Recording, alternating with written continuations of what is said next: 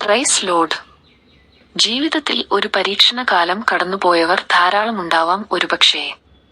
നമ്മളെ ആരും സഹായിക്കാൻ ഇല്ല, ഇവിടം കൊണ്ട് എല്ലാം തീർന്നു, ദൈവം നിന്നെ സഹായിക്കില്ല എന്നു പറഞ്ഞ് നിരുത്സാഹപ്പെടുത്തുവാൻ ധാരാളം ആളുകൾ വന്നുകൂടിയ ഒരു സമയം ജീവിതഘട്ടത്തിൽ നിങ്ങളുടെ ഇടയിൽ വന്നു ചേർന്നിട്ടുണ്ടാവാം. ദാവീദിന്റെ കാലഘട്ടത്തിലും അങ്ങനെയൊരു ഘട്ടം വന്നിട്ടുണ്ട്. സങ്കീർത്തനത്തിൽ ദാവീദ് ആ ഒരു വിഷമഘട്ടം നമ്മളോട് പറയുന്നുണ്ട്. ദാവീദിന്റെ പ്രാർത്ഥനയായി ഇങ്ങനെ പറയുന്നു: നമുക്ക് ആറ് നന്മ കാണിക്കും എന്ന് പലരും പറയുന്നു.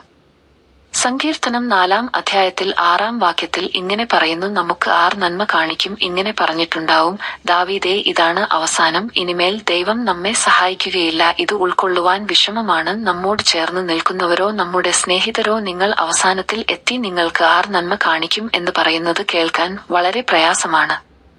നമുക്ക് ആറ് നന്മ കാണിച്ചു തരും എന്ന് പലരും പറയുന്നു. യഹോവേ, അങ്ങയുടെ മുഖപ്രകാശം ഞങ്ങളുടെ മേൽ ഉദിപ്പിക്കണമേ.